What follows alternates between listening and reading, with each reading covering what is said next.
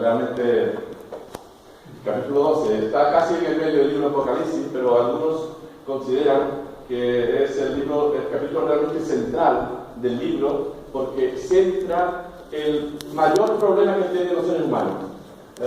Pues sino que un problema que no tiene solución pues es la muerte, y es verdad, muchas veces yo he dicho que más que la muerte el problema es el pecado, pero todavía hay otra cuestión detrás que es difícil de resolver: la existencia del mal. La existencia del mal. Qué bonito sería este mundo un día así como hoy, donde no hubiera enfermedades, no tuviéramos que temer ni al ébola ni a la gripe, y no hubiera maldad, no hubiese nadie que nos hiciera daño, ni ninguno de nosotros estuviéramos pensando en hacer daño a nadie, sino disfrutar de todo lo que Dios ha hecho. Qué bonito sería el mundo, qué diferente sería el mundo. Pero nos encontramos una realidad terrible. Existe el mal, existe la enfermedad, existe la maldad, y existe la inseguridad, por no decir la tragedia. Existe el dolor. En esta vida no se puede ser tan feliz como aparentemente se podría soñar, porque existe el mal. Así que ese es el gran problema, la existencia del mal, que está ahí. Y la palabra de Dios no es ajena a este asunto. Por eso algunos han dicho que este capítulo, que aparece en nuestra Biblia, en la mía por lo menos como el título La mujer y el dragón, pero en otros pone lucha entre el bien y el mal, y otros titulan lucha entre Satanás y la iglesia. Y bueno, pues, y otros simplemente dicen que es figuras simbólicas que de verdad están expresando una tremenda lucha. Yo me imagino a Juan, me imagino, porque el libro pues se presta, ¿verdad?, a tener que usar la imaginación. Y ustedes saben que a mí particularmente pues no me gusta aprovechar o exagerar la imaginación, pero el texto está ahí y también nos sugiere esa posibilidad. Apareció en el cielo una gran señal. Bueno, esto dicho así, aparece en el cielo una señal, y la señal, que no era, pues dice, una mujer vestida del sol con la luna debajo de sus pies y sobre su cabeza una corona de 2 estrellas. No era una mujer, era una señal, pero en la señal lo que se veía era como una mujer vestida de sol con la luna debajo de los pies, y eso hay que imaginárselo, ¿verdad? ¿Cómo es eso? Sabemos más o menos lo que es la luna. Es un poco más pequeño que la Tierra, bastante más pequeña, pero el sol es más grande que la Tierra, muchísimo. Y una mujer vestida, pues eso es. Dice, bueno, vamos a ver. ¿Qué quería el Señor transmitir? Porque no nos olvidemos que Juan es el que escribe, según los primeros versículos, pero también no es Juan que se inventa, según el mismo texto. Dice, la revelación de Jesucristo que Dios le dio para manifestar a su siervo las cosas que deben suceder pronto. Y las declaró enviándolas por medio de su ángel a su siervo Juan, el cual ha dado testimonio de la palabra de Dios, del testimonio de Jesucristo, de todas las cosas que ha visto. Y Juan pues está contando lo que él está viendo, porque el Señor le dijo que escribiera en un libro las cosas que vas a ver, como también aparece luego en los diferentes textos. Así que Juan no se inventa, sino va describiendo lo que ve. Y en ese momento, como dice él también, siempre hay que ir recordándolo a los primeros capítulos, porque dice en el capítulo 1, en el versículo 8, dice, yo Juan, vuestro hermano, presente, en el día, estando yo en el Espíritu, capítulo 1, versículo 10, estando yo en el Espíritu en el día del Señor, oí detrás de mí una gran voz como de trompeta que decía. Es decir, que Juan dice él, yo estaba en el Espíritu. Yo tengo que entender que estaba orando al Señor, y mientras estaba orando, en una íntima comunión con el Señor, en una tremenda intimidad, bastante aislado, estaba en una isla, probablemente estaba solo, y en esa comunión con Dios él fue viendo todas estas cosas que ahora describe, y entre lo que va viendo, dice que apareció en el cielo una señal. Y después dice el versículo 3, otra señal también apareció en el cielo. Es decir, que de pronto él ve que aparece ahí una figura que tenía que ser, porque vestida de sol, tenía que ser, o era un tamaño normal, pero con irradiando esa luz, o era un tamaño gigantesco, porque dice, apareció en el cielo. Es decir, no se le apareció delante de él, sino que eso tiene que estar, pues, por lo menos ahí en las alturas. Así que yo me la imagino una figura enorme, pero que tenía la apariencia de una mujer. Y otra señal aparece en el cielo también. Un gran dragón escarlata, rojo. Evidentemente el dragón no simbolizaba el bien. Y estaba, por todo lo que hemos leído, un gran dragón escarlata que tenía 7 cabezas, 10 cuernos. No tenía un cuerno en cada cabeza, tenía más cuernos que cabeza. Y en su cabeza tenía 7 diademas. Su cola arrastró la tercera parte de las estrellas del cielo y la arrojó a la tierra. Y el dragón se paró frente a la mujer que estaba para dar a luz. Es decir, que Juan ve esa figura, esa señal, y ve otra figura que está enfrentada con no buenas intenciones. Esto lo percibe Juan, dice que se paró frente a la mujer que estaba para dar luz a fin de devorar a su hijo tan pronto como naciera. Es decir, que ahí estaba. Ahora, ¿qué quería decirnos el Señor a través de estas señales? Desde luego, pues lo tenemos que confesar, fácil para nosotros no es. Podríamos hacer muy bien, o sea, olvidarnos de este capítulo, de este libro, y hablar de temas más fáciles de entender. Yo soy de los que creo, hermanos, que la palabra de Dios es para nosotros toda la palabra de Dios es para nosotros. Y la Iglesia, es decir, esta palabra de Dios, como es para nosotros tenemos la obligación de conocerla en lo que el Señor nos dé a entender. Si alguno de ustedes lo entiende mejor de lo que yo pueda explicarlo, yo diré amén y amén, ¿verdad? No estoy diciendo que la palabra mía sea la final sobre lo que significa, porque no está bien explicado lo que significa.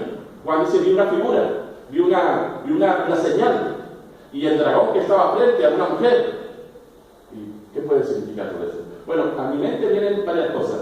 La primera cosa, cuando la mujer dice vestida del sol, con la luna debajo de sus pies, me voy al capítulo 1, y esto me recuerda porque me viene a la mente, dice, la mujer estaba vestida del sol, y en el capítulo 1, versículo 16, cuando Juan está describiendo a una voz que empezó a hablar detrás de él, dice que en su diestra tenía 7 estrellas, de su boca salía una espada aguda de 2 filos, y su rostro era como el sol cuando resplandece con su fuerza, y cuando le vi caí como muerto. O sea, Juan estaba viendo unas cosas que le sobrepasaban a él.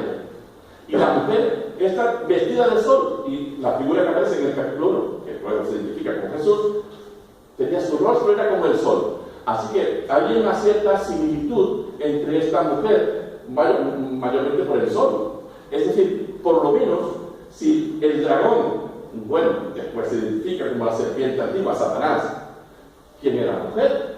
Por lo menos sabemos que, bueno, yo tengo la sensación, ¿verdad?, que estaba muy íntimamente relacionada con el Señor, con Jesús, porque también Jesús aparece con su rostro como el sol, y la mujer vestida de sol. Así que vamos a decir que por lo menos sabemos una cosa en principio.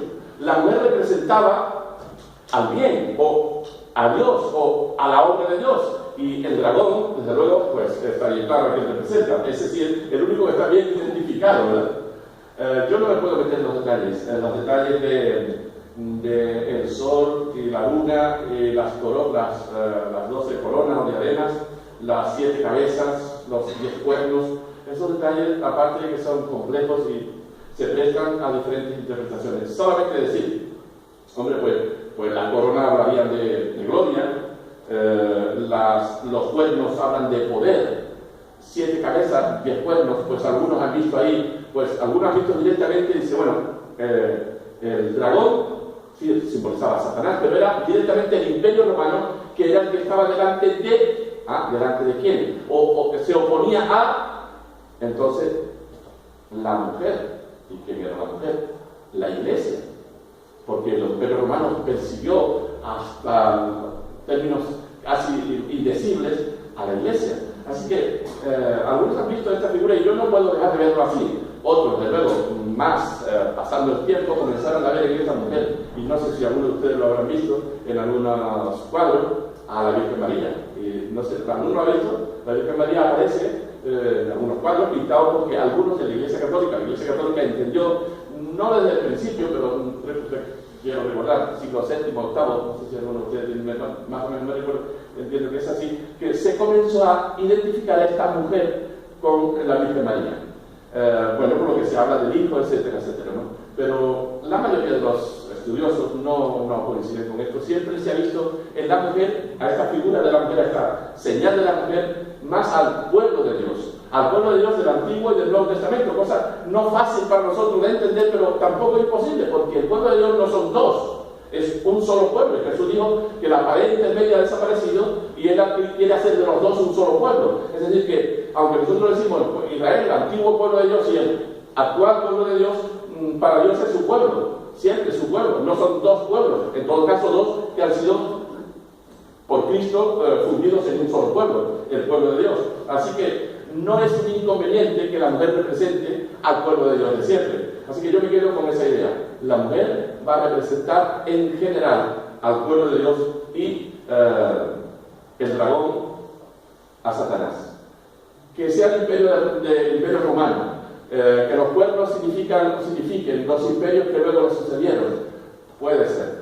Pero yo particularmente no me gusta, no me siento bien identificando, porque muchas veces se han identificado cosas, señales, o como dice aquí, sí, señales o símbolos de la Biblia que luego han resultado evidentemente fuera de contexto. No significaban eso. Por lo tanto, me quedo con la idea general de que la mujer representa al pueblo de Dios y Satanás, el dragón, pues a Satanás. Claro, ¿por qué? Bueno, a mí me viene a la mente Génesis, cuando quiero imaginar a esa figura y Juan contemplando la figura de la mujer y la figura de Satanás, del dragón, enfrentado a la mujer. Entonces, vamos para atrás en el tiempo y vamos a Génesis. Y cuando llegamos a Génesis, en el capítulo 3, yo quise ver una relación, hermano, yo no quisiera pretender decir esta es la última explicación, pero es lo mejor que yo he podido comprender estas figuras y este enfrentamiento, ¿no?, de Satanás. El Señor había creado a Adán, a Eva, la había puesto en el huerto, le había dado algunas indicaciones y ellos comenzaron a desarrollar una vida, vamos a decir, una vida realmente feliz, eran el broche de la creación. Adán y Eva, todo le estaba sujeto, los animales le obedecían, no crecían cardos y espinos, o en todo caso, los cardos y espinos no tendrían los pinchos que tienen ahora, que son tan desagradables cuando uno va al campo. Ayer mismo que Marta me invitó a ir al campo ya a comer, y oye, tocar una salsa de esas, pero oye, que se te enganche, y como por donde quiera que la toques te clava. Y parece que en ese tiempo no era así, probablemente existiera salsa, pero no tendría espino, ¿no? Así que ellos vivían realmente, esa es la precisión, y lo que se desprende del texto en general, la palabra de Dios, que realmente vivían felices.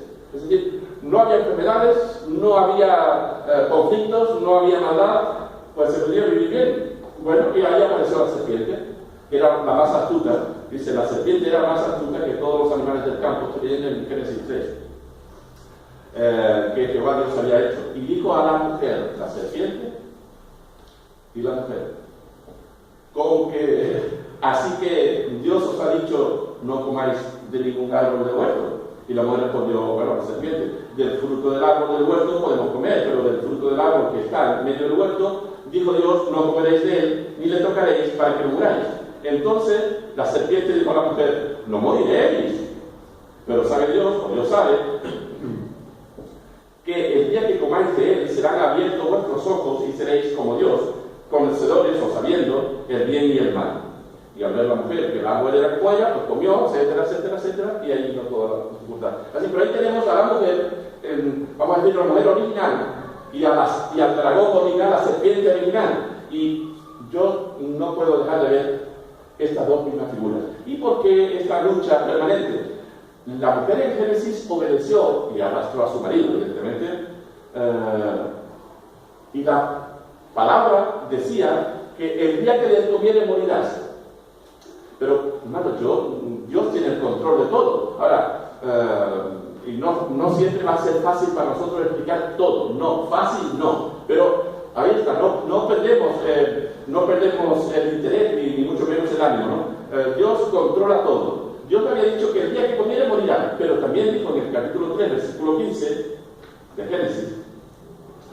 Pondré enemistad, le dijo Dios, a la serpiente. Pondré enemistad entre ti y la mujer.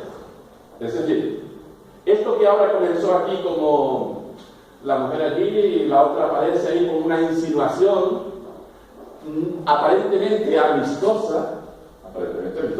La serpiente llega, con que, ¿vale? Pero ahora Dios dice, pondré enemistad. Es decir, eso que empezó con esa insinuación amistosa se va a convertir en un enfrentamiento. Pero Dios dijo, pondré enemistad entre ti y la mujer, entre tu simiente y la simiente suya. Esta te herirá en la cabeza y tú en el talón, en el calcañar. Pero la simiente de la mujer te herirá en la cabeza. Claro, ahí esto plantea ciertas cuestiones, ¿verdad? Porque Dios había dicho a la mujer, y a Adán especialmente, que el día que de él comiera morirás. Pero ahora, de estas personas, Adán y Eva, la simiente de la mujer, por su marido, nacería quien aplastaría la cabeza a Satanás. Así que, evidentemente, si hubiesen muerto, no habría semilla, no habría simiente, no habría nada. Así que, bueno, murieron, se quedaron expuestos a la muerte, pero Dios seguía conservando el control. Dios tenía el control. Y los planes de Dios no iban a ser alterados. Dios tiene sus propósitos, los propósitos de Dios van adelante y se cumple su palabra. El hombre es expuesto a enfermedades y a hostilidades y a maldad, influenciado por la maldad, como vemos de inmediato, la guerra entre los hijos, el malestar entre ellos, ya la acusa a su mujer, la señala, o sea, ya todo empezó a ir mal y empezaron a crecer los gatos, tuvieron que salir de muerto del Edén. O sea, todo el mal que vivimos hoy comenzó de inmediato después del pecado. Pero Dios mantiene sus compromisos y sus palabras. Ellos sufren la consecuencia del pecado, terminan muriendo, son expulsados del paraíso, pierden la comunión con Dios. Pero sin embargo, en su soberanía, en sus planes eternos, Dios permite que ellos tengan hijos. Y de esos hijos continúan, y ahí estamos nosotros. Nosotros somos la prueba de que Adán y Eva, pues a pesar del pecado, se multiplicaron y tuvieron simientes, semillas, descendencia. Y ahí estamos nosotros. Y Satanás, ¿qué podría pensar en Génesis Satanás cuando engañó a Eva? Podría él, probablemente, en un momento determinado, alzó su bandera de victoria. Yo estoy ganando, yo he ganado, porque consiguió que la mujer fuese seducida. Pero Dios es Dios, y Dios no puede ser sorprendido ni vencido. Los planes de Dios estaban todos prefijados. Así que, según fueron desarrolladas las cosas, Dios siguió actuando. Ahora, Satanás tenía en mente a la mujer. Es decir, él sabía que no había vencido. Había ganado una batalla, pero no la guerra. Y Satanás, como cualquiera que tiene una lucha, no le interesa ganar una batalla, le interesa ganar la guerra. Es decir, la victoria final es la que cuenta. Y Satanás pensaba que ya estaba asegurada su victoria final, pero no era así. Dios permitió que los hombres y mujeres se multiplicaran. Ahí nacieron Seth, pero nació Noé, nacieron otros, Abraham, y la tribu de Judá, Jesús. Las promesas de Dios se fueron concretando. De la descendencia de la mujer nació el que pudo decir consumado es. Y así llegamos a Génesis. Satanás enfrentado a la mujer. Y a todo lo que la mujer simbolizaba. En la Biblia aparece con mucha frecuencia. Digo que no es que sea muy fácil de identificar exactamente lo que dice el capítulo que lo estoy diciendo, pero hermanos, es la explicación con más sentido que yo he podido encontrar después de leer y orar. De verdad que se puede leer mucho más y se puede orar muchísimo más también, ¿verdad? Pero no esta ha sido mi actitud, leer y orar para poder entender y poder dar un poco de sentido a estas señales que aparecen aquí, ¿no? Estas figuras simbólicas, porque no podía ser de otra manera, eran símbolos, pero símbolos que estaban transmitiendo un mensaje. El mensaje al principio es: la lucha continúa. Hasta ese momento la lucha continuaba. Vaya, Juan está viendo el futuro, Juan está viendo el futuro.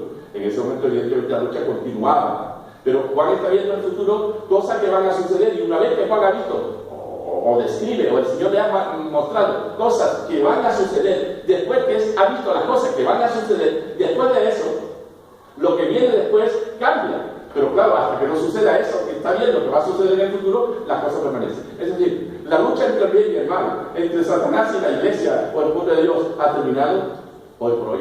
No. Pero Juan vio las cosas que van a suceder en el futuro. Y este capítulo quiere centrar toda nuestra atención en qué va a suceder finalmente en el futuro, en esa tensión que ha hecho, en cierto modo, casi, no iba a decir estallar el mundo, pero ha hecho tanto daño a la creación, a los seres humanos, cómo la maldad se ha multiplicado de tal manera que ya no hay control, ya no se sabe quién dice la verdad cuando oímos cosas, pero cosas no solamente los políticos, que uno ya no se cree casi a nada, casi a nadie, pero a veces la ciencia te dice una cosa hoy, mañana te dice otra, y uno te dice una cosa y otro al mismo día te dice lo contrario. Entonces hay una cierta, y bueno, si nos metemos en otros temas, pues igual, teología o religión, no, cada uno dice una cosa, todo eso, esa confusión es consecuencia del pecado, la lucha todavía continúa. Así que Juan, en un momento determinado, el Señor le mostró a Juan, y Juan vio ese enfrentamiento, esa guerra que está ahí, esas dos señales que aparecen simbolizando fundamentalmente, yo digo, resumiéndolo mucho, al pueblo de Dios y a Satanás. Y bueno, el hijo dice, la serpiente estaba ahí frente a la mujer, esperando devorar a su hijo tan pronto como naciera. Ella dio a luz un hijo varón que va a regir a todas las naciones con vara de hierro, y su hijo fue arrebatado para Dios. Evidentemente, Juan está resumiendo todo, resumiéndolo muy resumidamente, porque fue así y no fue exactamente, o sea, no fue únicamente así, hubo más, pero bueno, Juan lo resume. Que el hijo varón se refiere, pues yo creo que entender que se refiere a Jesús, porque era el que iba a regir las naciones, que está mandado a reinar, llamado a reinar, con vara de hierro, según el capítulo 2 del libro de Salmos. Es decir, que sí a Jesús, pero entonces la mujer era la Virgen. Bueno, es que Jesús nació de una mujer, pero esa mujer pertenecía a un pueblo, que es el pueblo judío. Así que la mujer muy bien podía significar también el pueblo de Israel, el pueblo de Dios, el pueblo judío, y Jesús nace de ese pueblo. Es decir, que lo que Juan vio no era una mujer, era una señal como una mujer, ¿verdad? Así que el alumbramiento no es el momento de una mujer dar a luz, es algo parecido a eso. El pueblo de Israel es el que da a luz a través de María, evidentemente, pero María fue un instrumento puntual que Dios escogió. Pero las promesas venían desde Abraham, bueno, desde Génesis, como hemos visto, a través de Abraham, a través de la tribu de Judá, de Rahab y todos los personajes que aparecen ahí, hasta aparecer Jesús. Pero a través, la salvación viene de los judíos, no de una mujer. Jesús escogió a esa mujer, pero era de los judíos. Así que esta mujer simboliza también, antes de la luz al pueblo judío, después de la luz, pues sigue simbolizando, porque la guerra continuó después. Claro, el enfrentamiento, cuando dice al niño tan pronto como naciera, ¿no se le viene a usted a la mente Mateo 2, vamos a buscarlo, Mateo 2, 1 al 14, cuando no se le viene eso? A mí se me vino esa imagen, ¿verdad? Imagen, por decirlo de alguna manera, cuando Herodes dice, después que Jesús nació, ¿no? Cuando dice Mateo 2, cuando Jesús nació, capítulo 2, versículo 1, bueno, ahí está todo normal, no voy a leerlo todo, versículo 7. Entonces Herodes llamó también en secreto a los sabios, cercioró del tiempo exacto que había aparecido la estrella, y enviándolos a Belén dijo, id allá y averiguad con diligencia acerca del niño, y cuando lo halléis, hacedmelo saber para que yo también vaya y adore.